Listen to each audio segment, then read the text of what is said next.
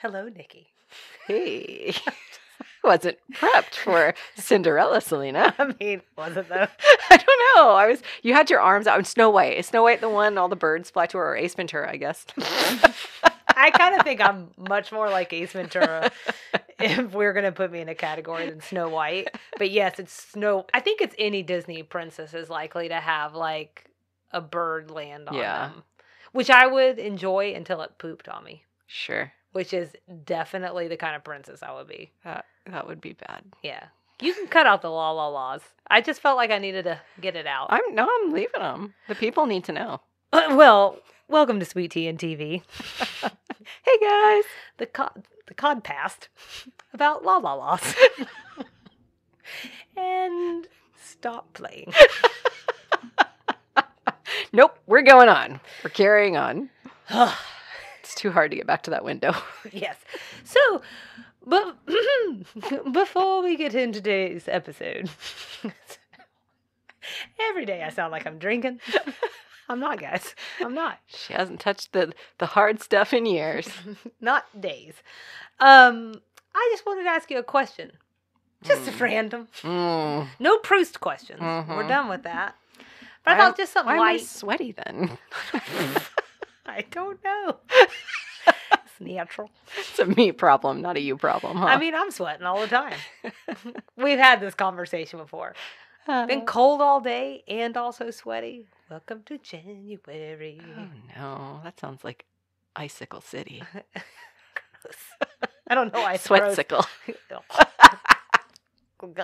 Questions. So, I just wanted to know because I'm hungry. Been trying some intermittent fasting. So, talk to me about food. I want to know. You've talked about pineapple casserole before. Mm-hmm. But does your family have like any secret recipes? Yes. For real? Mm-hmm. What? Secret? Can you obviously I can't know the ingredients, but can you just talk about what the recipes are?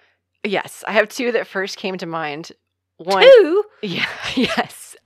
They're only, secret only in the sense that so meatloaf, my mom's meatloaf is the only meatloaf in the world I enjoy. Mm-hmm. And there's nothing fantastically special about it, except it's not ketchup based. And it's 1 pound of ground beef and 1 pound of ground sausage. I want to share this with the world. Oh. I want to share this. I'm thinking, when you say secret recipe, I'm thinking of just the thing we do the same way every single time that is so special. Okay. And that's uncommon to make meatloaf that way. So my family does it that way. The other one I have is a funny story, because my grandmother, so my mom's mom, made the most delicious biscuits in the world. That was any holiday gathering, and she made them, I think, twice a day. And they had a family of 6 kids. So the whole time my mom was growing up, as an adult, my grandmother made biscuits all the time. So for breakfast and dinner. I think that's right. Right. What a time to be alive. I'm telling you what. And she and my grandfather lived into her early 80s and my grandfather into his 90s, I think. And these were legit biscuits, lard and whatnot. Mm-hmm. Anyway, so a few years ago, I thought I would surprise my mom by getting her a cutting board with the recipe sort of emblazoned on it. The problem is my grandmother's been gone for a long time. My mom doesn't have the recipe. She just says, my mom had this really special recipe, but your aunt can make them.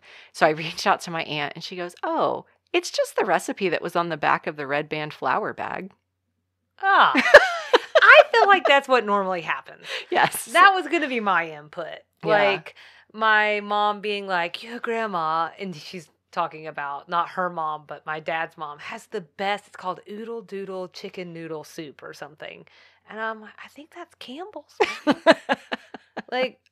I don't understand. To be fair, my grandmother would eyeball everything. So I think she started with that general recipe, and then over time it was almost muscle memory. But the really funny part is that by the time my aunt told me this, Red Band had been way out of production for years.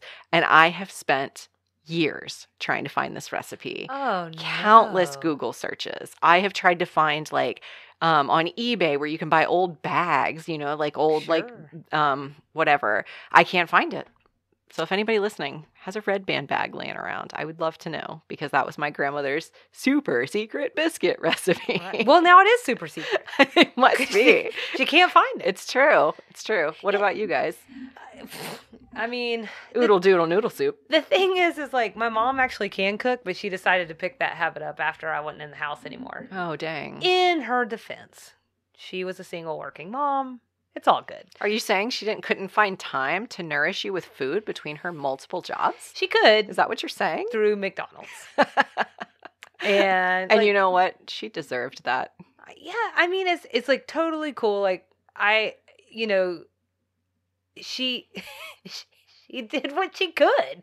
I mean, she would have like 2 and 3 jobs. Yeah. So, I think I kid her now because I mean I recall like maybe 4 times that she actually sat down and like, well, she didn't sit down, but like where she was like, you know what, I'm gonna like legit make dinner or something. Mm-hmm. But the other thing is that she is kind of like me, and once she takes something on, she'll be like, you know what, this Thanksgiving I'm gonna make a 16 layer cake. Yeah. So like instead of being like, hey mom, can I not. Mom isn't her, but mom isn't her mom. Can I help you with any of the stuff that you already have going on? Right. She helped out by making a 16-layer cake. I see. And it's beautiful. Sure. Just like in the time, I recall watching this as a child. Oh, I think I'm going to get in trouble for this one. But like, I recall like watching my grandma like move around and make all of Thanksgiving dinner in the time that it took my mom to make that cake or pie or whatever it was. In the meantime, flash forward many years later, I'm getting married, and in the time it takes me to do a candy table, mom decorates the entire wedding. I was just, as you were describing that, for some reason you were coming to mind for me. Because like I am her. Singularly focused person. Right. Or you mean like everything that you and I do together. You're your mom. You have to. Yep. You hear that, Mama Selena? Yep. So she'll love hearing it, maybe. That's great. Are you hungry as I am now? I am. I want some meatloaf. I did make meatloaf earlier this week, the super secret family recipe. So my thing about meatloaf is, before we get into the episode, this is very important. Yes. Is like, I like the ones that use stuffing. I know there's also the ones that use, still meat. What is this you're talking about? Really?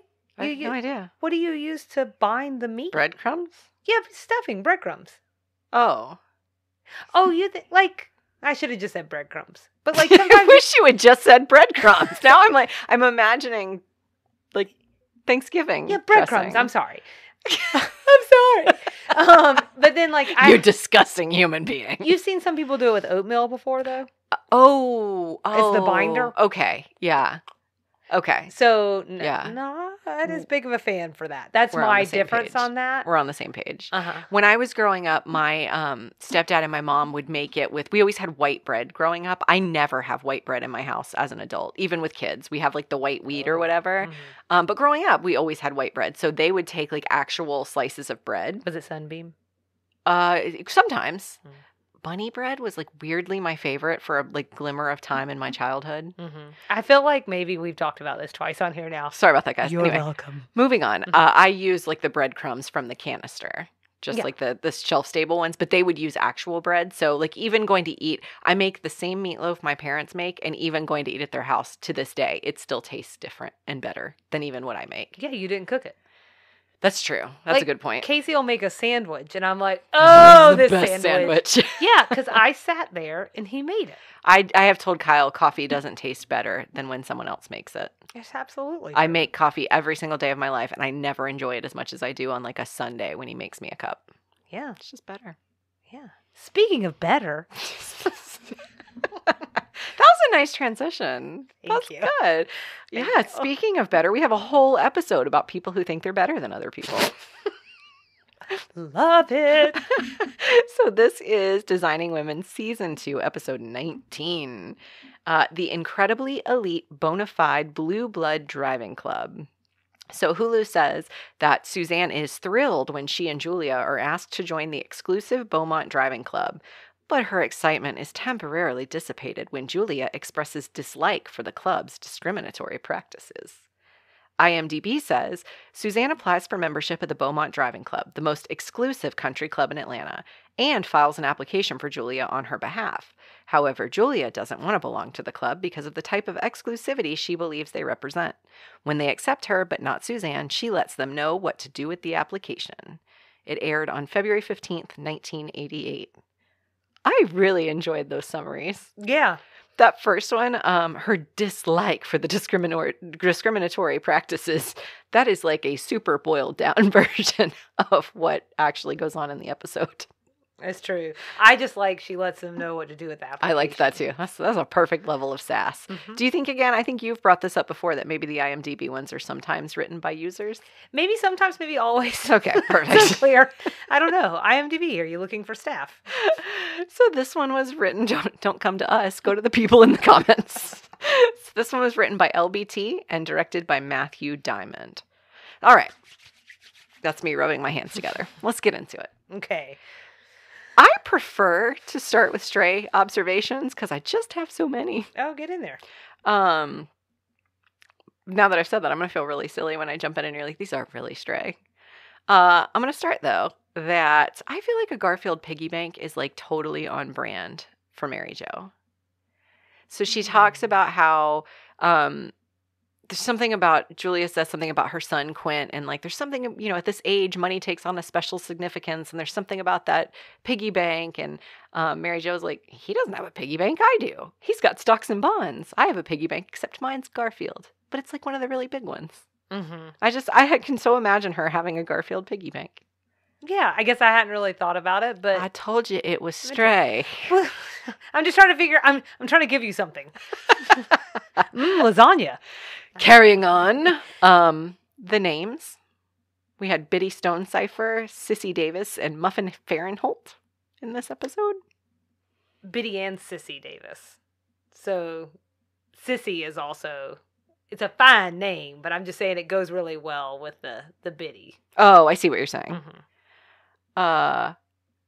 We have Anthony running errands for Suzanne again, which does not thrill me. Yeah. He's tried. So like a few episodes ago, the last episode, he was on that Reggie Mack wanted poster as the contact man. Now he's returning her Dior suits. Every time I'm like, do you not remember Stranded, Suzanne? You guys are like on the same level. Yeah. You've always been on the same level, but I thought you recognized it now, and then you go back. I'm back to hashtag justice for Anthony. Yeah. I just really feel like he needs some justice. Yeah. Did you notice that one of the women on the membership committee was Logan Hunsberger's mother from Gilmore Girls? No. Oh, I guess one of the younger ones, huh? That goes to Suzanne's house at the end? I can't remember. Oh, I'll have to go back and take a closer look. I can't remember. I think I was too caught up in the names and the fact that any place in the world needs two biddies. Take that however you want. But like not one, but two. Do you have any strays or should I just keep going? So the names were on mine. One of my strays is Noelle is back. That's the pig. Or as we like to call her, Noelle. And for all those times, for the second time we've talked about her. And then, don't talk to me, Garfield. And then, this is my only other stray. Julia and Mary Jo think Quint, who's 7, is too young for a metal detector. Am I missing something? Parent on the panel. All I can think of is metal detectors are just really long. Maybe it's just too tall for him. Like a trip over it? Yeah. Okay. Yeah. No, I have no idea. That was a weird... And I really feel like metal detectors have come up a few times when it comes to Quint. I feel like this is not the first time we've heard of them.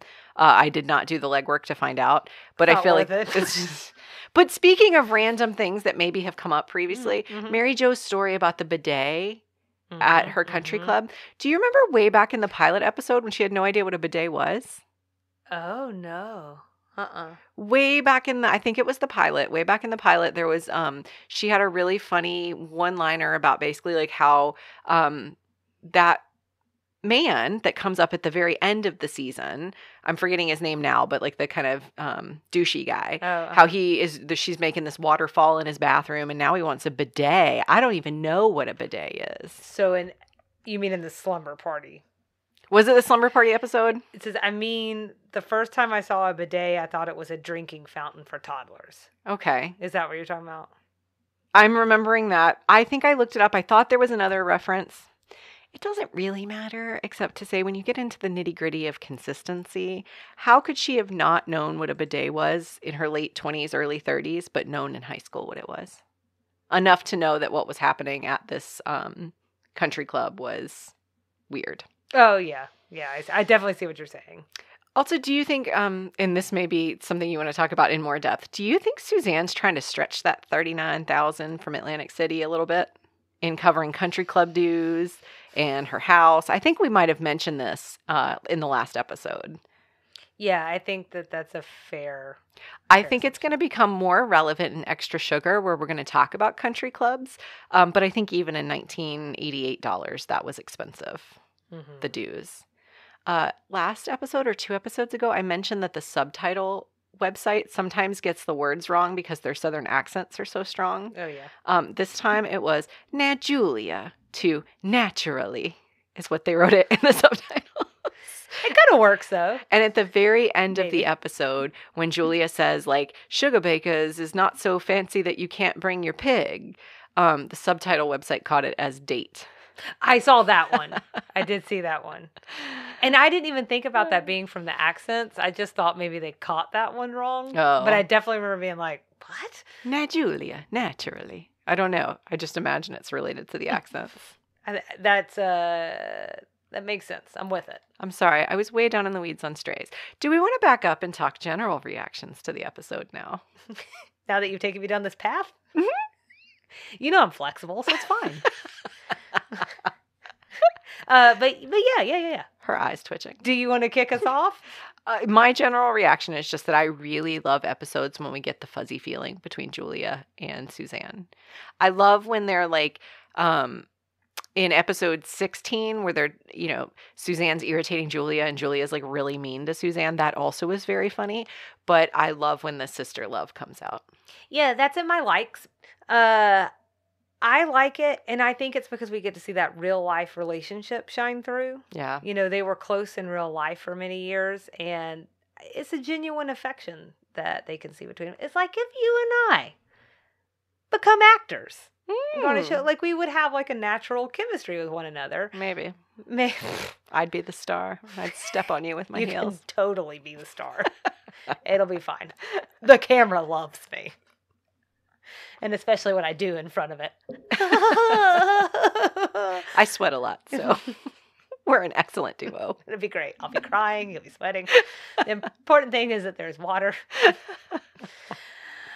I had actually 2 general reactions that I wanted to share that are maybe beyond the scope of even this episode. Oh, man.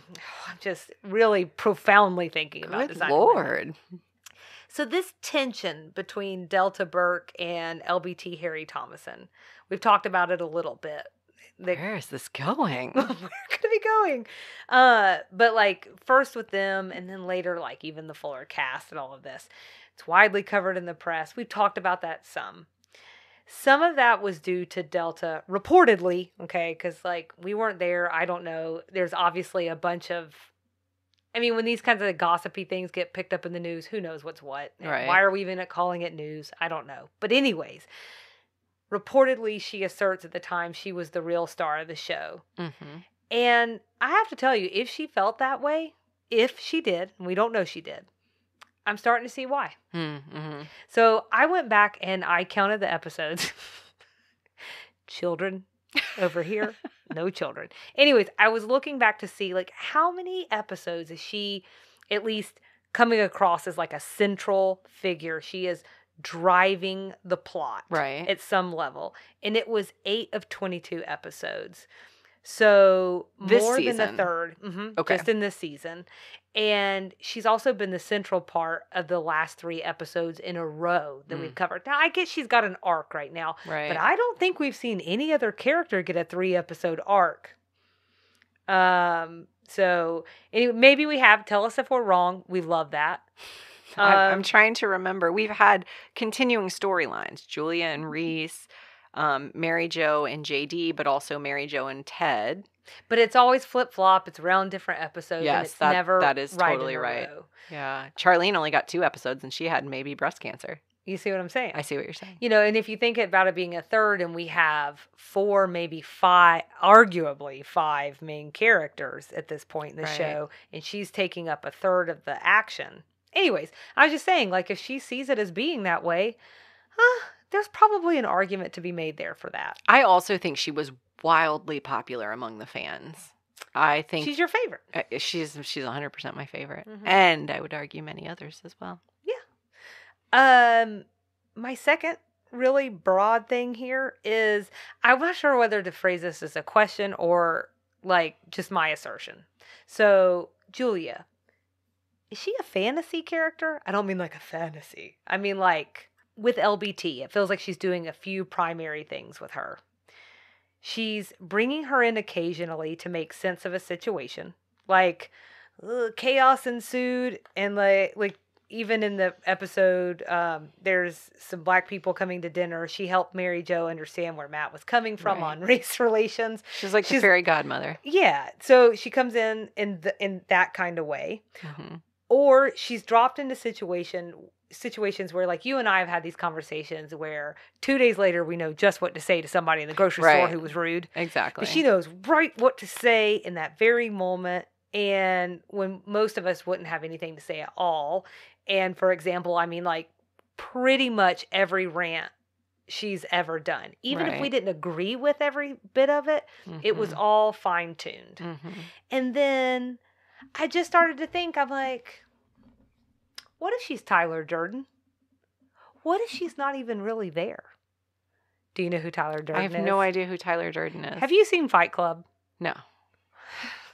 Are you about to spoil this movie for people like me who haven't seen it? Okay, it came out in 1999. Spoiler alert. Go ahead. Your spoiler alert is over with. Okay, I will not. No. Go ahead and say. Are you sure? I'm seriously giving a spoiler alert right now. Like, if this means a lot to you. A movie if you just haven't gotten to it. Honestly, I could be in the middle of a movie and want someone to spoil it for me because I do not like surprise. I've talked about that before. I like the predictable. I like to know what's coming. So I do not get bothered by spoiler alerts for the most part. So this is one I don't care about, but if you do care, tune back in, I don't know, a minute.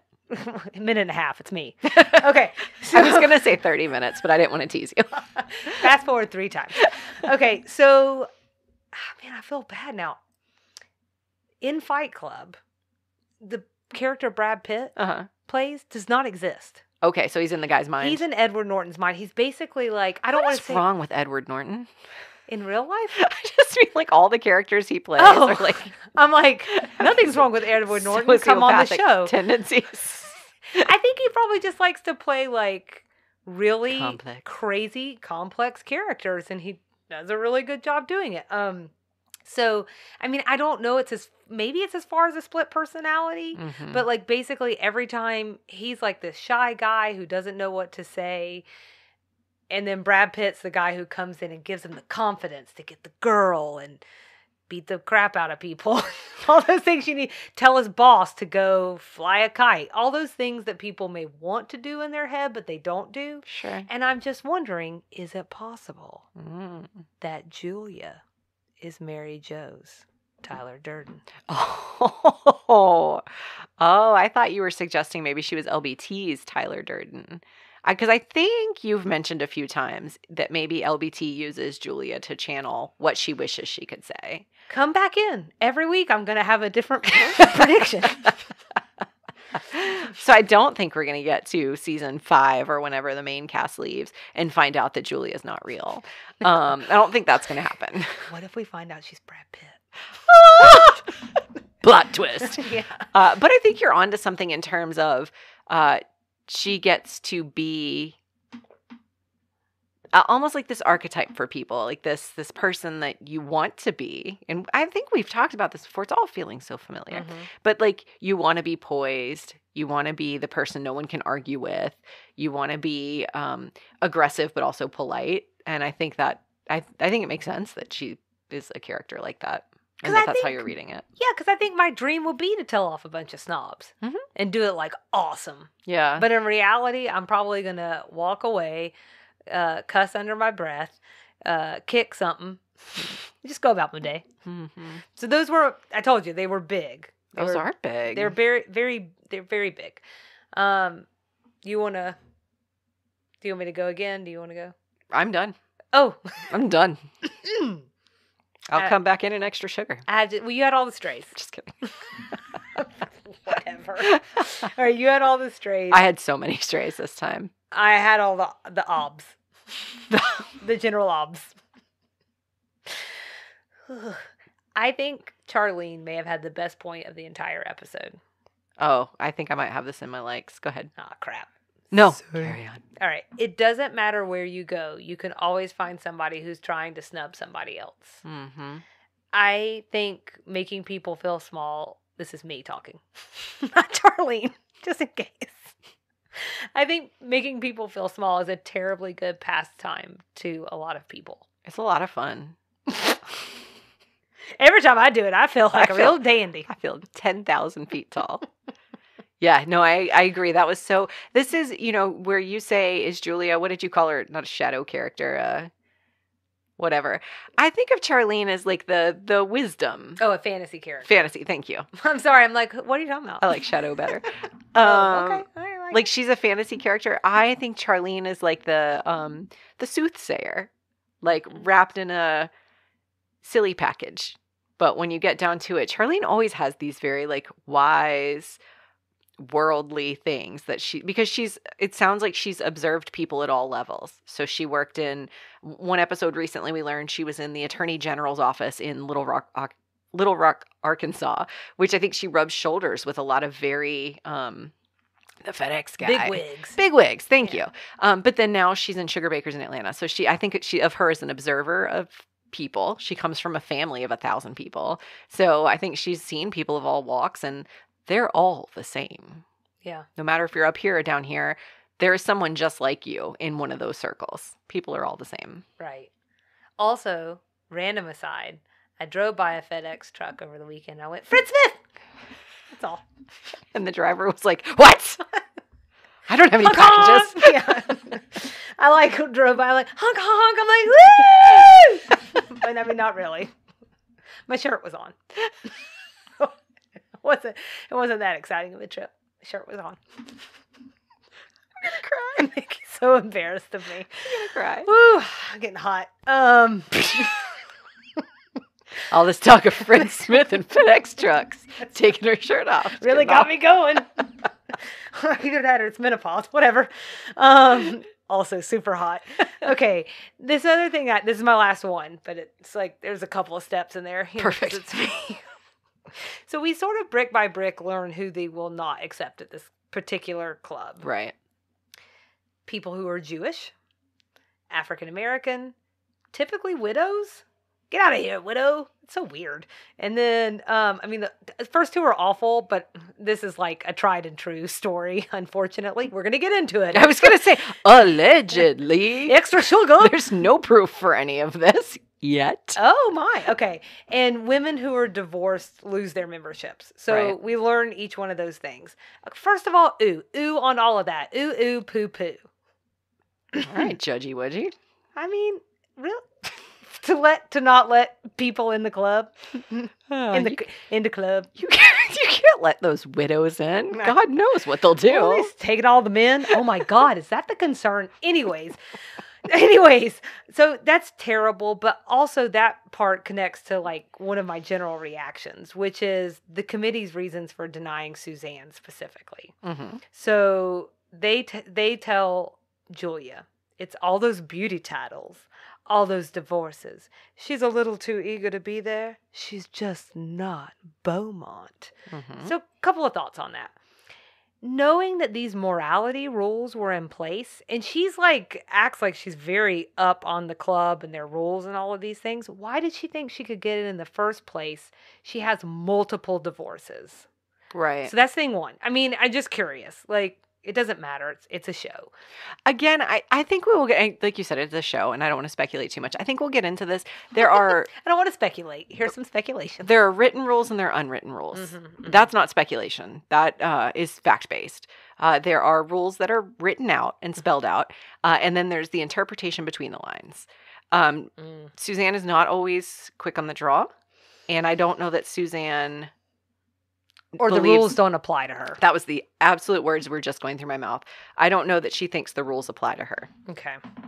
So the second thing that I thought was strange on that, and then I'm going to shut up, were you surprised that the beauty titles were points against her? Absolutely. Okay. I was. Because it's not like she was Miss Flea Market or Miss Piggly Wiggly. Now, let me back up and Please say, do. if you Clarify. were Miss Flea Market or Miss Piggly Wiggly, I celebrate you so long as they were treating you with respect that you deserve and you enjoyed that experience.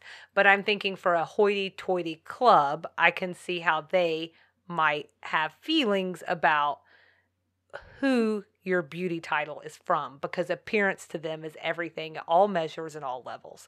That's what I meant by using those two examples. I would make the argument that they might not find that dignified, like just in general. I'm not talking about those two specific places. Mm-hmm. Like it's too regular, too common or something. Mm-hmm. But it also seems like they would think of her as a feather in their cap. We have a Miss Georgia World here among us. So I think, without spoiling anything, I am not a member of high society. But I do think that getting into the concept of elitism, competing openly in a beauty contest, I think is something I was surprised when it was brought up. And then the more I reflected on it, the more I realized, yes, it could seem eager. There's the whole thing associated with, like status climbing and looking for your next husband. So I think all of these things together. I think if she were Miss Georgia World and married to a senator, long time, that's very different than if she's Miss Georgia World, has been married 5 times to very prominent people in Atlanta, can't seem to make it work, is begging to get into this club. Like, I just think they all stack up against each other. But I think if she were Miss Georgia World, I don't know. I imagine some clubs wouldn't see that as the best resume addition, but then other clubs might appreciate it. I don't know. Okay. Wow. I don't know. Some things to ponder on. We have things to think about. Well, we've talked about some things that we liked because I think it just kind of comes up organically. But what's on your list that we haven't covered? Well, we sort of covered it, but the snappy writing, I feel like, is back in this episode. We've seen it a lot in the last couple of episodes. Anthony had a one-liner where I grew up, any girl not on penicillin was a debutante.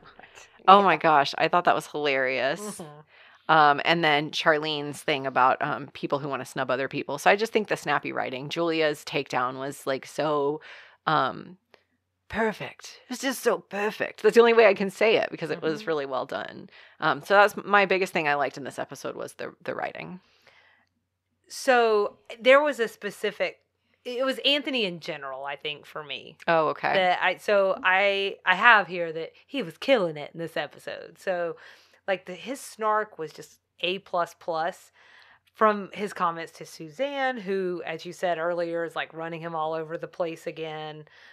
He does, like, I wish he would just say no, but as he's doing it, he lays a snarky comment and I enjoy it. Right. But actually my favorite thing was when some of the club members come to Sugar Bakers. Mm-hmm. And I think one of the people, Billy, snottily asks him once he realizes his name is Anthony Bouvier, whether or not he's related to Jackie.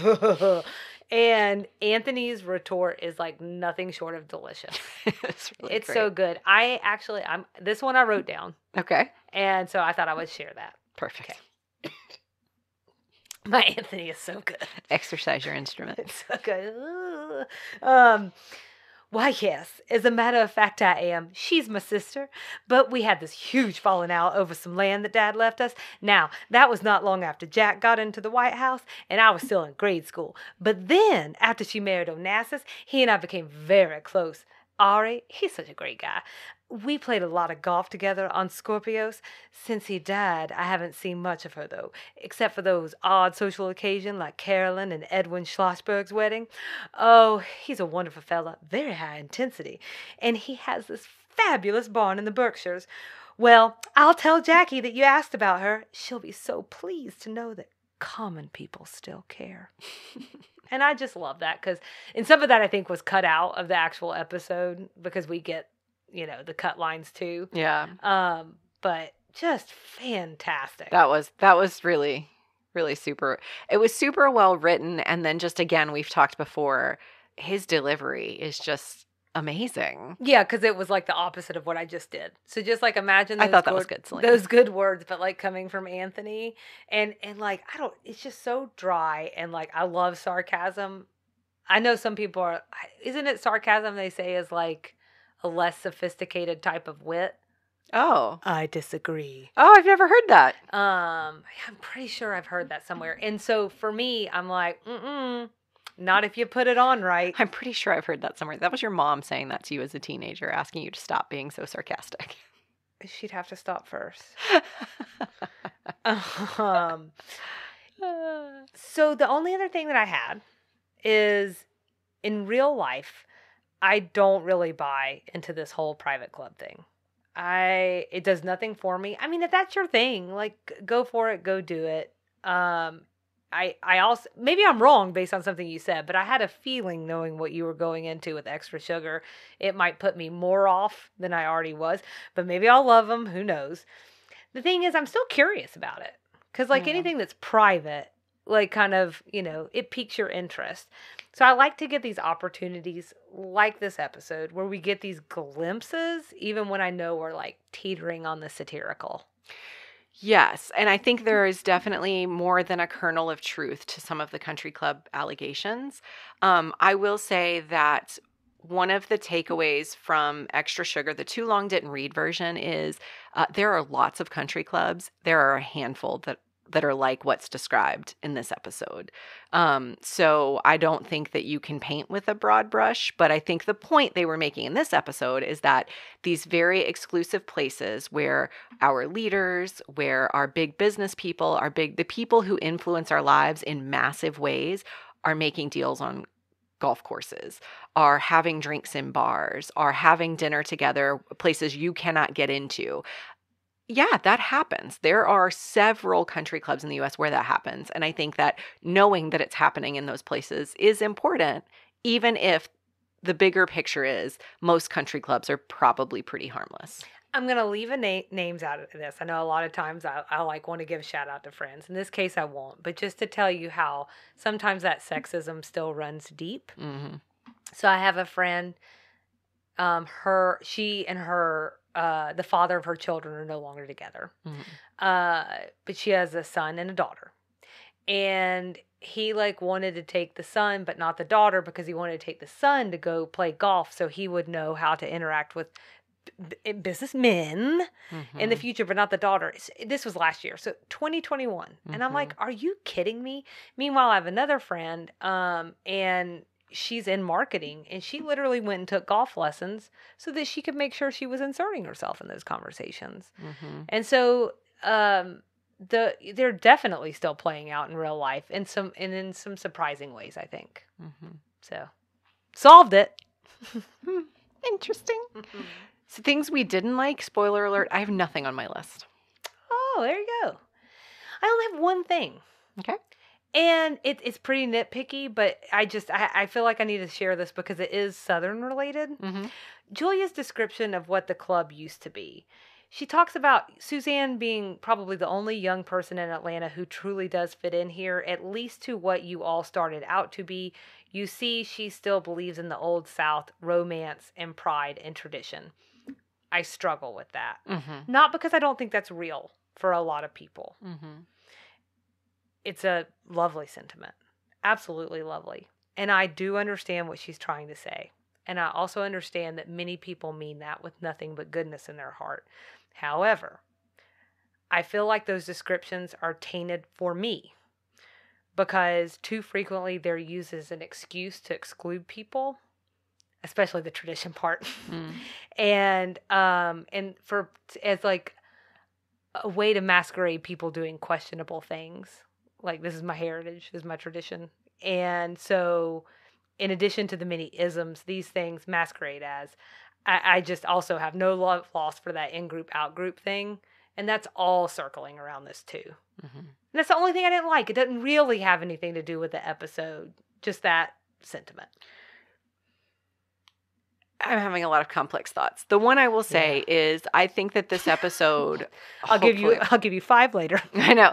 I am hoping that this episode is sort of like a almost like a coming to Jesus moment for Suzanne, where she finally gets a viewpoint into, or an insight into this thing that she's wanted for so long. And I wonder how many people, I'm just not a status, I'm not a status climber. The high society does not appeal to me at all. I love reading about it. I especially love some of the drama that goes with it, because that can be a very messy bunch. They hide it very well, and then sometimes not so well. So I love the drama of it, but like it doesn't appeal to me. Mm-hmm. But someone like Suzanne, I think she really does think that there is, that higher is better, and that somehow those people are better than other people, only to find out they don't think she's as good as they are. And I think that's I hope it's a real turning point for her and changes sort of what she's after and what appeals to her. And I think that whole exchange maybe existed to sort of make that point. Mm-hmm. I don't know. Okay. Well, that's a good assessment of that as well. That was a very heavy thought you just dumped on me. Sorry.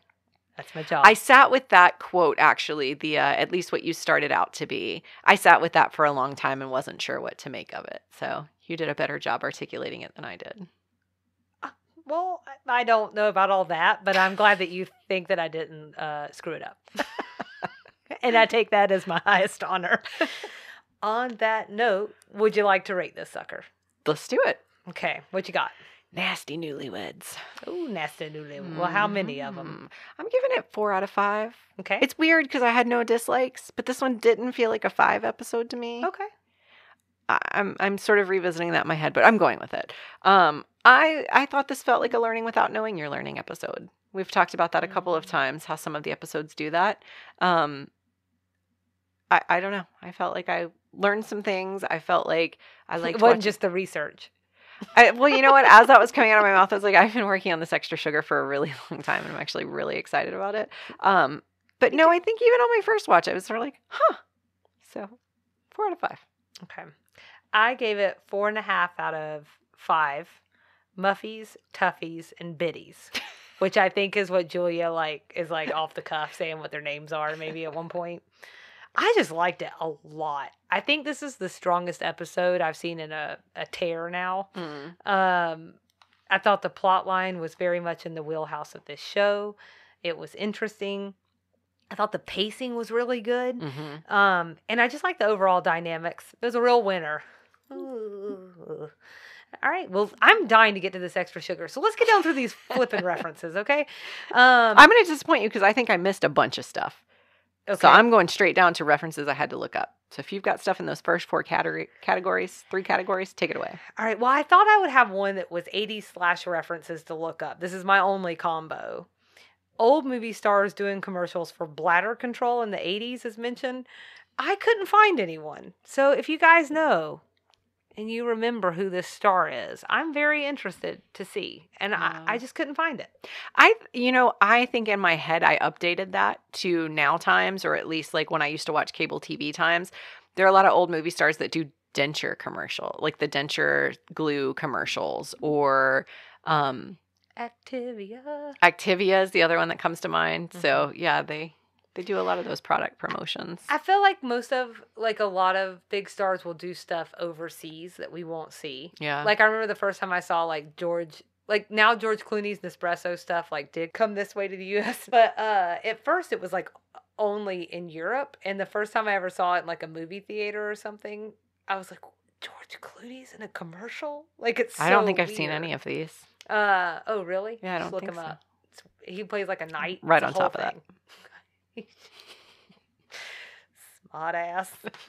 Anyways, you've already mentioned one of my 80s things, which was Garfield. Okay. Actually started as a comic strip in the 70s. You're welcome, everybody. I know you were dying to know. But also the cartoon debuted in 88, ran through 94. So that 80s feeling, my 80s feeling was right. Anyways, all right, Nancy Reagan is referenced by Julia when commenting on how ridiculous the club's prices were. Southern things, this just whole idea of a private Southern country club situation that's represented by Beaumont. And then my other Southern thing we already talked about, but this idea of the Old South and romance and pride and tradition. And then I'm into references now. What you got? The Newlywed Game and the idea that they tell sick things about each other. So for folks who aren't familiar, the Newlywed Game debuted on ABC on July 11th, 1966. It was scheduled at 2 p.m. It was the last U.S. commercial network series to premiere in black and white, although it converted to color shortly thereafter. It's been on the air forever. But in the show, they would separate the spouses and then ask them questions about one another, bringing them back for like sometimes really, really funny reveals. And I was mostly curious, like I mentioned, about the sick things part. So Charlene says like they talk about the partner snoring or something and how gross it is. I changed it to like farting in your sleep. Oh, there you go. But yeah. So it actually sounds like some divorces have occurred as a result of the show. Oh, God. I found a 2014 article where the former wife said that she was preparing for some of the questions on the show. So they give you the questions and no. Her partner gave her some questions that have come up on the show before, and he wanted her to prepare for them so that they didn't look stupid going on a game show. And so many thoughts. She was preparing for questions around kids, and it made her realize she didn't want to have kids with that guy. It wasn't that she didn't want kids. She didn't want them with that guy. So she ended up divorcing him. Oh. So I don't know. Do you have other references? I do. Sorry. Okay. Happy? I thought you had more thoughts than that. They talk about blue blood, which is something that is a term that comes up a lot. And it context clues told me, and hopefully would tell other people, that it has something to do with being elite. Something to do with being hoity-toity. It actually refers to being a noble or a member of a socially prominent family. So I found a random website that said blue blood is a literal translation of the Spanish sangre azul. It was the designation attributed to some of the oldest and proudest families of Castile, who claimed never to have intermarried with Moors, Jews, or any other races. The expression probably originated in the blueness of the veins of people of fair complexion as compared with those of dark skin. Oh, what a beautiful sentiment. That's really... All right, well, that's two happy ones in a row. Keep going. So my last one's about a candy. Ooh, yeah. Almond Roca came up at the end. I had no idea what that was, but it is, according to Wikipedia, a brand of chocolate-covered almond butter crunch hard toffee with a coating of ground almonds. It's similar to chocolate-covered English toffee. If you have any of that downstairs, Selena, I will take it because I'm very hungry. Well, since it was also on my things to look up, no. Although when I saw the box, I was like, that kind of looks familiar. Roca is the Spanish word for rock. Oh. And that's exactly what came to mind when I read that description. Oh. I was like, that all sounds like it does sound delicious, but also like it might break my teeth out. Yeah. That was the last one I had. Okay. So National Social Register. I mean, you can put, again, it's like that context clue thing, but it is a semi-annual publication in the U.S. that indexes the members of American high society. I think it's still published. It wasn't, Wikipedia was only so helpful. Anyways, but it was most recently acquired by Christopher Wolf in 2014, and before him, it was like Forbes that was in charge of it. That is such a weird concept to me. Yeah. Putting your name on a list of like, well, like it just the best. I'm saying this is this stuff, like this stuff with the blue blood. Oh, my blood's never mingled with, okay, or like these, like, oh, my name's on a list. Oh, yeah, bite me. Yeah. Anyway, speaking of biting me, I'd like to bite this, which is A&W. So I couldn't help myself, just in case people in this. There's not a ton of them in the South, but they are in the South now. Mm-hmm. But it's a chain of fast food restaurants distinguished by its burgers, draft root beer, and root beer floats. Nikki, are you a root beer gal? I hate root beer. What about a root beer float? I hate root beer. So I'm not a big root beer person, which is why I was going to ask. I have to clarify. I'm not a big root beer person. I hate root beer. Once upon a time, I think my stepdad made some like, you know how you can make, we've talked about sun tea before. Mhm. You can also make homemade root beer. And I think it scarred me for life. Oh. Like my stepdad still to this day loves A&W root beer, and he has it at his house pretty frequently, and like shares the love with my son, which makes me ever so happy. I can't even look at it. There's something about that chemical reaction. Like, I mean, I don't like it by itself. And I do think like some root beers are better than others. And like, I don't want it to be when it's too like they have Just like that. too many roots. Not enough beer, I guess. I don't know. Anyways, like, or like a sarsaparilla, I think is better because it's like smoother. But when the ice cream hits the root beer, it does a chemical reaction I really love. I have one more thing to say about A&W. I told you I'm hungry. It was like first founded in California in 1919. I can't imagine a world where California today founds a fast food chain restaurant with burgers, draft root beer, and root beer floats. Doesn't that sound like the antithesis of California now? Didn't McDonald's start in California too? I think so. An In-N-Out burger. It's a different time. Those were heady times. Yeah. The early 1900s. It was just, lots of things happened. I just wanted to mention the Kennedy references. I think we all know who JFK is. I sure hope so. But in case people don't know who Aristotle Onassis is, or Ari, as Anthony calls him, he's a wealthy shipping magnate who married Jackie, like maybe 5 years after JFK's death. And at that time, he was one of the richest people in the world. I had to look up Scorpios. I didn't know what that was. Do you know what Scorpios Greek is? island? It's a private island off of Greece. I mean, it does sound Greek. That he owned. Was sold to a Russian oligarch in 2013, and as of 2024, it belongs to me. Spoiler alert. Big announcement. It'll be a luxury resort, and you can go there if you so choose. I mean, maybe. Like, choose and are also wealthy. Yes. Speaking of exclusivity, I'm imagining it's not an easy place to get into. I also had to look up Caroline and Edwin Schlossberg. I feel like I should have put together that was Caroline Kennedy, but old Edwin really threw me off.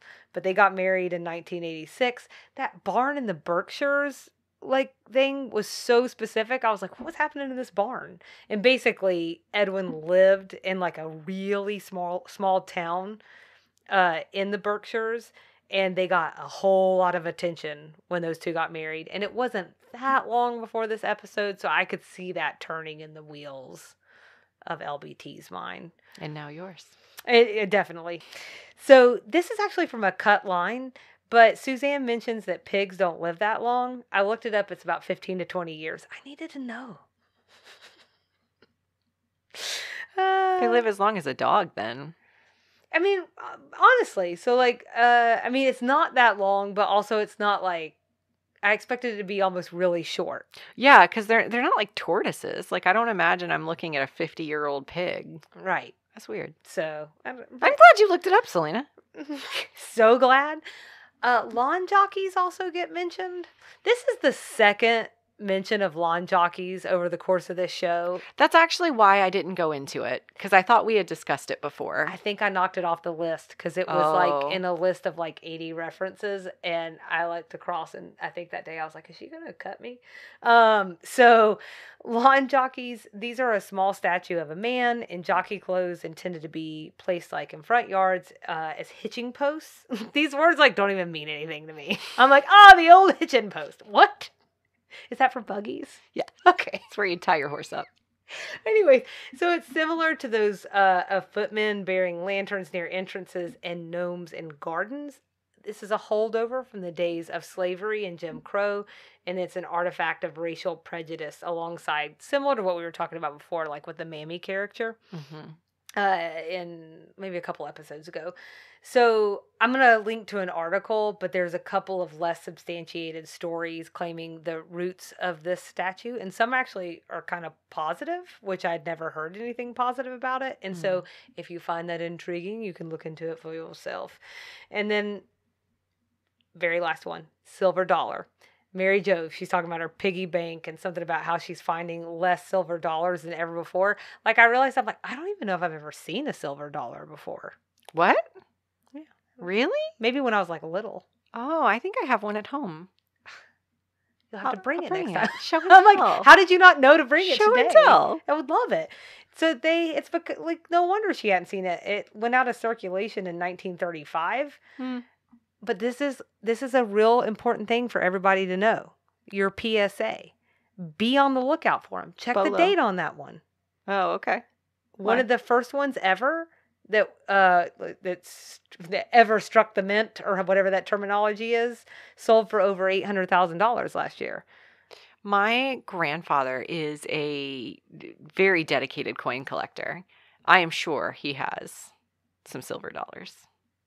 You better tell him to be I'll checking. talk to my stepdad, see if I can find us a silver dollar. You I feel like I have need one. to do that. So I think it's very important. But if I have a silver dollar, as you're telling me that, I'm like, if I have one, I'm not taking good care of it. I'm not giving it the due it deserves. I think it's in one of my coin jars. You'll have to ask him for some tips of how to take care of it. You didn't have to use that word.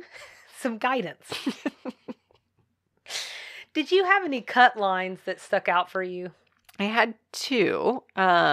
The first one you just mentioned, where they cut that Suzanne says pigs don't live really long, and that's why she likes to give her all the material pleasures she can. Charlene followed up with, "You really relate to her, don't you?" And Suzanne's like, "What are you talking about?" She says, "You're sort of like that. You know how you want everything right now? I bet you think of yourself as a big pig here on Earth only for a short time, don't you?" "No, I don't. I'm sorry. It was just a thought." I liked that line because I liked the interaction between them. Like, they keep cutting all the descriptions of Noelle, like all the stuff about Noelle. And I do think she's almost an emotional support pig at this point. And I don't think we have enough of that evidence. Do you think that was a weight thing, though, that they decided to cut? I didn't read it that way. I don't read it that way from Charlene, because I don't think Charlene is like that. Are you calling pigs fat? Absolutely not. Is that what you're saying here? I would never would do that. And then the next cut line I had was when Charlene says the club sounds nice. And Suzanne says, "You gotta be kidding. It's more than nice." And she says, "You know what it is?" "Yes, Suzanne, we know. It's the oldest, most exclusive club in Atlanta. We might not get out much, but we do have a guide to the city." How exclusive can a driving club be? Everybody drives. The reason I think I held on to this was because she says then it's a holdover from the old horse and buggy days. And I think I might have mentioned this in a recent Extra Sugar. So probably just call out to myself. I wanted to remind everybody that my research told me the same thing Suzanne just did. It was in your Buckhead one. Yep, that's right. Morningside, Buckhead. What was the name? It's that real specific road. I know. Yeah, we all know. Tuxedo Road. Tuxedo Road. I I can't do it on the spot when you're glaring into my soul. Neither. My brain hurts. I think that's it. I had one more cut line, and as I'm reading it, I'm like, I'm not sure why I have that. So I'm gonna just let it go. I'm gonna let it go. Okay. Yeah, the only other one that I really liked was from Anthony, and I just put that cut line on in that full thing I read Look earlier. at you. And then there was like some not important ones. So I'm done. So next episode 20. How great thou art. So everybody can follow along with us and engage. We're on Instagram and Facebook at Sweet Tea and TV. You can also easily access all of our episodes and our exhaustive list of references, because as exhaustive as we are on air, we are far more exhaustive in person. The most exhausting. So I said exhaustive, not exhausting. Oh, excuse me. I'm sorry. So you can visit our website, www.sweetteatv.com, and you can email us at sweetteatvpod@gmail.com. Don't forget to leave us a rating and review wherever you listen to podcasts, and hang tight for Extra Sugar. I don't know why I'm so excited about this I'm super excited. It's a segment I am calling The Incredibly Elite Bonafide Country Club, Fact or Fiction. Ooh. It's going to be good. That sounds lovely. Also, good job on the plugs, because maybe someone texted me this week that I'm close with and said, you guys need reviews? I heard Nikki say it. Oh Yeah. my goodness. Yeah. Oh, well, hello, person who's close to Selena. Thanks for listening. Thanks for taking my direction, most importantly. So good job. Yay. And on that note, we'll see you around the bend. Bye.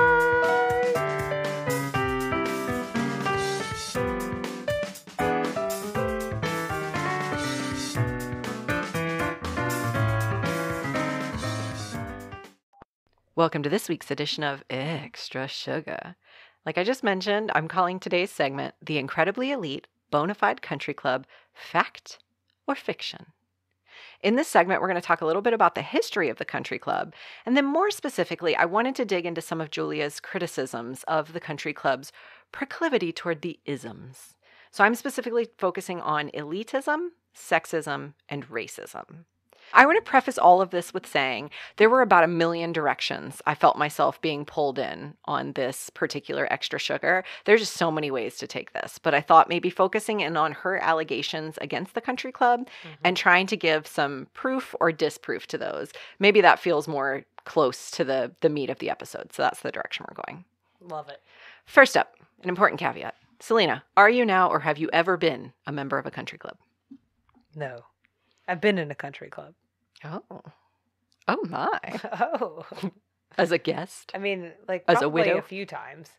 As a guest. Yeah. Oh, okay. We've also like I didn't go to this prom, but like our school had one. Like there was a country club that was right next to our school. Oh. So yeah, I'm like, well, I was living somewhere else. I didn't live in that neighborhood, but my best friend Taylor did, and we spent a lot of time over there, and we spent a lot of time. I used to like to go roll down the hills at the golf course. Oh my. Oh my. Girl, you know I'm classy. So that went about the direction I thought it was going to go. I was 15. Go on. Incidentally, I'm sure it'll shock people to hear this. I also have never been a member of a country club, and I am not currently. So I know not of what I speak. I only know what I was able to glean from Wikipedia and news media. Okay. But I've tried to be really conscientious about the specific examples I've pulled out, and sourcing my references, because I do not want to accuse someone of something they didn't do. So I have references for all these things. Okay. So with that in mind, how about we start with a history lesson? Love history. Which I think is more interesting than it sounds like it will be. So according to Wikipedia, a country club is a privately owned club, often with a membership quota and admittance by invitation or sponsorship, that generally offers both a variety of recreational sports and facilities for dining and entertaining. Typical athletic offerings are golf, tennis, and swimming. Where golf is the principal or sole sporting activity, and especially outside the United States, it's common for a country club to be referred to simply as a golf club. So throughout this segment, I'm going to kind of use those terms interchangeably, and that's why. Country clubs are most commonly located in city outskirts or suburbs, mostly because you need a lot of land to do the things they're doing. And that also distinguishes them from urban athletic clubs. So Wikipedia says the first country clubs first appeared in Scotland, and an American Heritage article I found said that country clubs then came about in the U.S. because most rich in America in the post-Civil War era were British descended, and they wanted to mirror British aristocracy in the U.S., but they lacked the country house, the idea of British upper class spending the summer season on their like vast family estates, because these were, we didn't have an aristocracy in the U.S. They didn't have vast family estates. Except for the Biltmore. Yeah, there you go. But like generations of estates. So they needed a place to unwind and also to show people how rich they were. So they soon found a way to do both. We call it the country club. So the That makes sense. The Country Club of Brookline outside Boston, Massachusetts, a lot of country clubs claim to be the first. Brookline, I saw in a few places, was given that honor by a few different people, so I'm going with that one. And they themselves claim to be the first U.S.-based country club established in January 1882. An article I found said the club was founded by a group of socially elite men in Boston, 4 miles from Boston's center. So once upon a time, 4 miles was considered the burbs. Oh, well, when you're traveling by horse, I guess that makes sense, and buggy. That's correct. I have to, just to comment, that is later than I would have anticipated. Oh, really? No reason. Just, I don't know. I just thought they had been around longer than that. Interesting. So Brookline was originally a summer attraction for those from the city, but it officially became suburban residences for many later. Brookline offered shooting, horseback riding, and even later golf, which was experiencing a bit of a renaissance in the U.S. at the time, having disappeared in the early colonial days. So one fun fact I'm going to drop in here is that in Brookline's early days, golf was prohibited by law on Sundays. One Sunday, more than 30 members were arrested for playing on a Sunday. So the club's influential members came together and persuaded the legislature to lift the ban. So who says money can't buy you happiness? Oh, well, not me. So unlike downtown city clubs, Brookline and other country clubs also allowed women and children to participate, but membership was limited to men and by invitation only. In the early days at Brookline, dues were about $1,000 a year. The article I read about Brookline said by the turn of the century, so that would have been by the early 1900s, there were over 1,000 country clubs in the U.S. with at least one in every state and territory. So in those early days, the clubs were overwhelmingly derived of socially elite from major cities, and there was, maybe unsurprisingly, a lack of diversity. Most members were white Anglo-Saxon Protestants. And that wasn't really an accident, and that's sort of where you get into some of Julia's claims about membership. Most of what I read said money can't necessarily buy you membership into any country club. The American Heritage article talked pretty in depth about anti-Semitism in country clubs. According to the article, a prestigious country club in New York, the Union League Club, had several Jewish founding members. But after the Civil War, anti-Semitism rose as Jewish immigration from Eastern Europe rose, and that's when there became a divide between Jews and Gentiles. They gave the example of a wealthy banker and member of the Union League Club who put his son up for membership, but the club didn't accept it. They said they didn't want any more Jewish members. So, of course, that guy, they said they didn't want any more Jewish members, but they were happy to keep the ones they had. That's wild, that's right? Kind. So that dude, of course, was like, that's messed up. I'm resigning. I'm not going to be part of this country club anymore. They kept him on their rolls, though, for the rest of his life, even though he never went back. Oh. That's weird, right? That's definitely weird. So as the WASPy country clubs were declining diverse membership, various groups started creating their own country clubs. The article said Springfield, Massachusetts has 4 major country clubs. They said that the most prestigious, the Longmeadow Country Club, has a mostly WASP membership. The Springfield Country Club is comprised largely of wealthy Irish Catholic. The Crestview Country Club is exclusively Jewish, while the Ludlow Country Club serves the lower middle class. The first country clubs with Black memberships were founded in the 1960s. The American Heritage article talked about how bad racial discrimination was in country clubs. At the Chevy Chase Country Club in D.C., Black foreign diplomats... No relation. That's correct. Okay. Chevy Chase is like a city around D.C. Okay. Black foreign diplomats were allowed in, but Black Americans were not. Geez, this is like the one I did on World War II. Yeah. With the soldiers. Yeah. As the century came to a close, membership at clubs became more diverse, some by choice, some by force. American Heritage said in 1986, the Burning Tree Country Club in Bethesda, Maryland, lost a $186,000 a year no development exemption because of discrimination against women. And it also made the point that by this time, the groups that led the fight for civil rights were joining country clubs, which led to change. So today it might be tempting to say that culture may be pushing country clubs into irrelevancy and in turn people away from the country club atmosphere. But a Boston Magazine article says that wait lists for full membership are years long. Membership dues are on the rise and members are proud to belong. Perhaps most important, 30-somethings continue to apply and want in. So given that they're still relevant, given that they're a thing people want to do, I think we should talk about some of the ism claims about country clubs that were tossed around in this episode and then whether there's any proof of truth. Okay. So we'll start with elitism. So that's, again, the idea of exclusivity, that idea that they come to you, not the other way around. And at least in the instance of the elite country and golf clubs, this definitely sounds like it holds true. So that Boston Magazine article I mentioned a minute ago does a deep dive into Boston-based country clubs, including Brookline, which was that first one I mentioned at the top of this segment, and then another one founded shortly thereafter called the Country Club. It offers a fair amount of proof that this is the way things go down. Specifically, it talks about Tom Brady and Gisele Bündchen, who at one point in time were kind of the first couple of Boston and of Massachusetts because he played for Patriots. Thank you. They tried to get entry, and it took several years before they finally did, and apparently it raised some feathers. The article says that Town and Country magazine once wrote, in the course of the country club's history, the list of people who have been turned away could well rival the fame of those it has accepted. So on this note, the Piedmont Driving Club... I'm like that I like to think of. No offense, Tom or Giselle, but there's something that's kind of like, Yeah. You'll wait your turn, buddy. Don't you have enough? On this note, the Piedmont Driving Club here in Atlanta, which I actually think may have been the inspiration for Beaumont in the episode. I was wondering. Is invitation only, and the initiation fees are estimated to be at about $90,000 a year. Perfectly acceptable. I think I put this here. Wait, what? Oh, that's right. Because that's not just an initiation fee. It's like, that's what they're annually paying to be involved. That one's the initiation fee. Okay. I don't think I have the annual fee written down.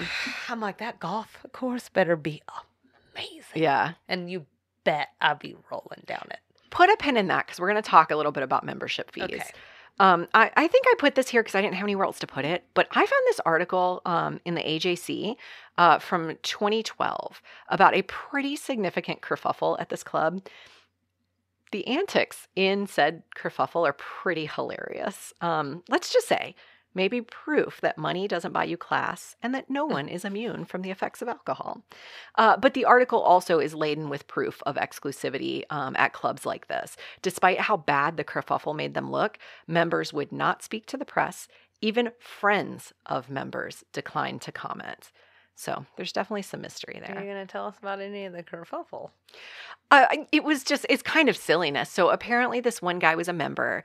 And he was embarrassed. So of some of the things he saw over this, like, I think there was a tournament in town or something.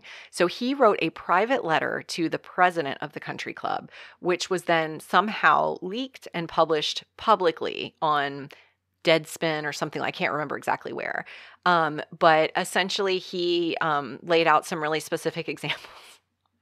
They were very loud. This group of men was very loud. One man passed out drunk on a barbecue that was not turned on, like a grill that was not turned on, but he passed out on it. Mm-hmm. There was a wedding reception that was happening, and the members the guests repeatedly had to ask the men to keep it down.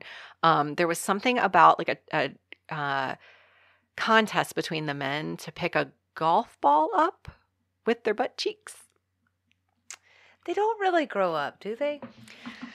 I know some do. I have no comment on that. I have lots of comments on it, but this is your extra sugar. So actually, let's talk about sexism on that note. You're going to say, actually, let's talk about sex. I'm like, all right. I guess. So sexism was something Julia talked about. Okay. This one, unfortunately, also seems to be true, at least partially. So in 2017, the Charles River Country Club in Massachusetts found itself at the center of a couple of anti-discrimination claims after they invested several $1 million into club renovations, most notably including a more than $1 million renovation of the men's locker rooms. What was so egregious is that it included a men's-only bar. At the time, no women served on the club's board. So a member, who the club later painted as a disgruntled whistleblower, filed a complaint with the state attorney general. After a barrage of bad press and an investigation, which included interviews with female members who said they've never experienced discrimination, it was determined that the men's-only bar was not discriminatory, since it was part of a men's locker room. What year was this? 2017.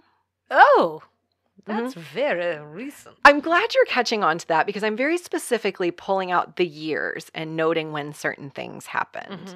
Mm-hmm. That's very strategic. So I want to like sort of a parentheses to that story. So they were found not guilty of discrimination.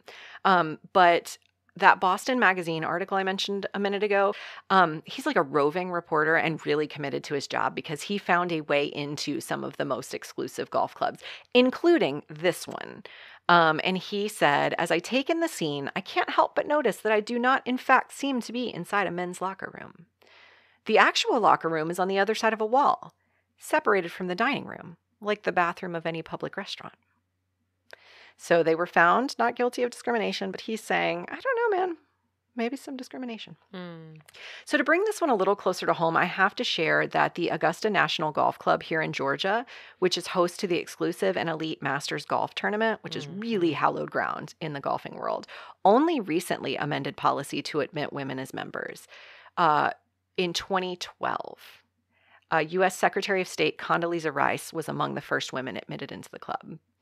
And this is not related to sexism, but I'm going to put it here because it's related to Augusta National. The club admitted its first Black member in 1990, which is a nice segue to the next piece that I want to talk about, which is racism. The very short version as it relates to Augusta National is that both moves, that is allowing women members and Black members, followed significant public controversy. Okay. So racism, I mean, we talked about it earlier, anti-Semitism, this has some massive historical truth to it. As I mentioned at the top, exclusion of people on a race basis ensured that country clubs were not reflective of the nation's broader diversity and consequently led to the proliferation of country clubs to accommodate those people. I think a lot has changed in the intervening years around public perception around race and country clubs. So top country clubs do now admit Black members. But I still think something's going on behind the doors. Okay. And I say that to say, I found a 2009 Golf Digest article that highlighted the legacy of a significant 1990 controversy, which ultimately ensured greater racial diversity in golf clubs. So essentially, Shoal Creek Golf Club in Alabama did not admit Black members. This is 1990. And it sounds like that was not a secret. That was just a rule of the club. So they were set to host the 1990 PGA Golf Championship when the club's founder started a firestorm when he publicly commented that the club would not be pressured to admit Black members.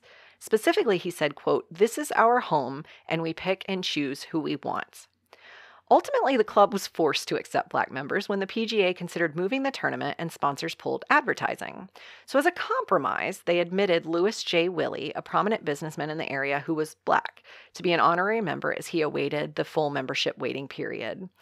After the incident, PGA changed tournament selection rules requiring host clubs to have inclusive membership requirements, and golf became arguably more accessible to Blacks in the United States.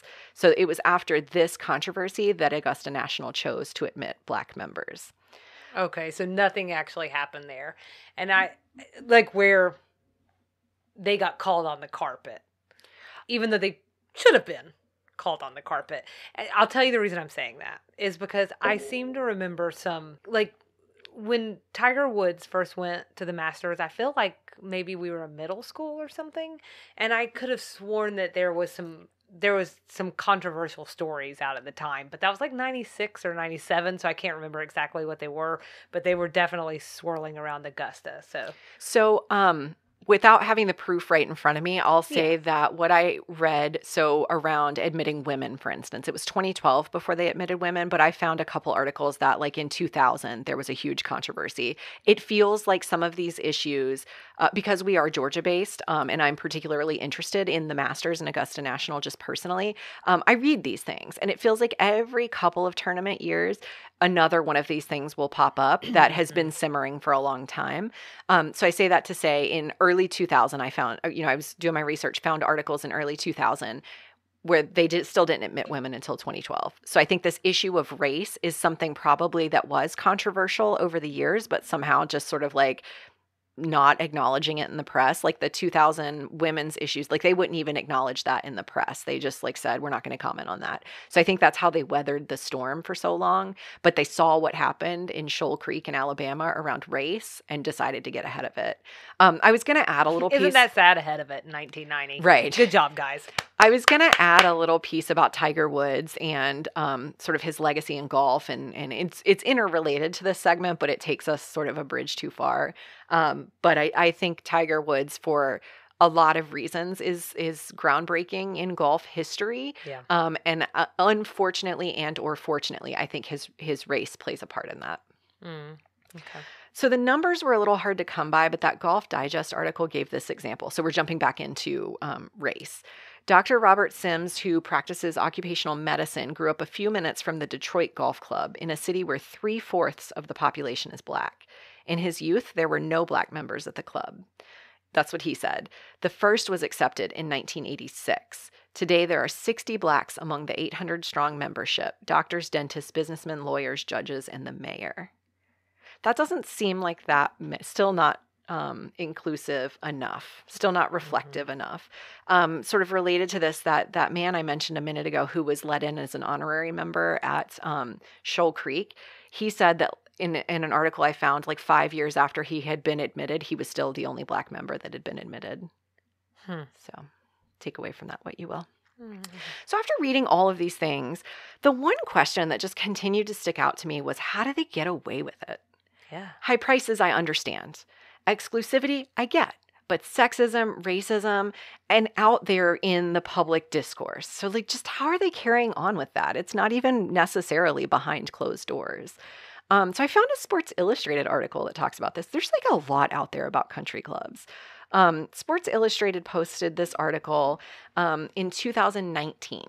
So let that sink in for a second. Long ago. Not very long ago. It was ostensibly about a Scottish golf club that had announced that week in 2019, quote, "For the first time since its founding in 1744, it will admit women members." Perfect. So while this is an old issue, remember the first athletic clubs were started by men, and while country clubs expanded to include their wives and families, sexist policies like the wife losing access after her husband's death existed. So it's not a dead issue. My first thought was they're private, which really allows them to do whatever they want. That's at least partially true. But Sports Illustrated says that being private in and of itself is not an excuse for being discriminatory. And that's per the Civil Rights Act of 1964, which prohibits discrimination on the basis of race, color, religion, and national origin. That act is not exclusive to public places. It includes private businesses, but only when they're considered areas of, quote, public accommodation. So that would be like Mercedes-Benz Stadium here in Atlanta, or a local AMC movie theater, or a gas station. Right. They're owned by private companies, but they serve the public. The federal laws do not govern private membership clubs with respect to their membership, because by definition, those sorts of clubs are not open to the public and as a result, not covered by the law. So that is to say, if a club offers its amenities to the public, so if you can have your wedding reception there as a non-member, then it would be illegal to discriminate. However, if they're not open to the public, there are no federal mandates that they have to adhere to. There's also some First Amendment protection at play here that allows like-minded people to gather together. So legally, they're in the clear. It's just that whole like moral thing they have to worry about. And indeed, as society changes, country clubs and golf clubs are finding themselves toe-to-toe with that moral debate. There's also a possibly more compelling argument for inclusivity. The money, money, money, money. You know that saying, money talks and whatnot. Some golf clubs have faced losing sponsorships, like we talked about a minute ago, or the opportunity to host elite golf tournaments over their discriminatory membership policies. In several instances, that's been enough to change their tone. Think back to Shoal Creek. There have also been tax and other financial implications for clubs with discriminatory policies. I think I mentioned one at the top of the segment. So those are all the allegations alleged. But speaking of money, we've been alluding to membership dues. We've been talking about how expensive they might be. But we haven't really shared what we're really talking about here. So in the main episode, we talked about how maybe Suzanne was stretching the $39,000 Atlantic City jackpot by including country club dues. That's with good reason. So I found a 2021 list on rarest.org of the most expensive and exclusive country clubs with publicly available data on fees and dues. And boy, oh boy. So keep in mind, these are the only ones they could find publicly available data, which means there are other ones that don't share their financials. The Madison Club in California, for instance, allegedly boasts a $200,000 initiation fee and then $33,000 in annual dues. That was number 10 on the list of the top 10. Since I mentioned it, Augusta National was at number 3 with initiation fees estimated between $250,000 and $500,000 and annual dues of $30,000. So I'm going to post the whole list on the blog, but spoiler alert, number 1 was Shanken Bay Golf Club in China. They didn't even publish annual dues, but the initiation fee is estimated to be $1 million. Well, what would you get? Like, what do you get? You could golf. And play tennis. I just can't imagine. I'm like, this better be I don't know. I mean, I'm sure and I've been in country clubs, so I'm like, I know they're nice, but geez. So this is a little bit of an aside from where I was going to end this segment, but I will say, and I think we just talked about this, there are a lot of business deals that happen on golf clubs, golf courses. Right. Access. There's a lot of access, and you get access to a really exclusive group of people that you need access to. So, sorry, my plebe is showing. I want to say, someone I met, I think that story of the man in Detroit, I think that might have said he actually belonged to a couple of country clubs so that he could sort of bounce between and gain from the, I mean, I'm putting words into their mouth, but I imagine that's the point. It's just like the antithesis of who I am as a person. Yeah. So, which I know you feel. But I want to end this segment by sharing something that maybe it's not. So the stats vary across sources, but there's somewhere in the order of about 10,000 to 15,000 country clubs operating across the U.S. I mentioned maybe 5 or 6. So that is to say they're not all racist. They're not all sexist. They're not all even that elite. They're just businesses offering a community for their members, a place for people to gather on the weekends and socialize with other families while maybe getting in some physical fitness along the way. As I researched, I found a lot of quotes from members, even at the really exclusive clubs, who talked about how integral the club is to their family. That's where their kids learned to swim. That's where they made their best friends. That's where they spent their summers. So I don't want the takeaway from this segment to be that country clubs are bad. I don't think they are inherently. I just think it's important that we educate ourselves on things like this. So again, knowing, for instance, how prolific racism and sexism still seem to be in really influential parts of our society and among people who lead and represent us, and that maybe these are the places they're choosing to gather, that feels important. So if you're a member of a country club, if you're curious about one, like my father-in-law is in a country club because he loves to golf. There's, to my knowledge, nothing sexist or elitist about the club he's in. He's just in a part of Georgia where golf clubs are very popular. Well, which one is it? Tell everybody. What's his member number? We're going to go get free drink. So that is to say, we don't want to paint with a broad brush here. I wanted to share that today because I felt like the episode was very one-sided. So I wanted to offer the proof of things, or the not proof, as it were. But country clubs aren't necessarily bad. Just wanted to share. So that's been this week's edition of Extra Sugar.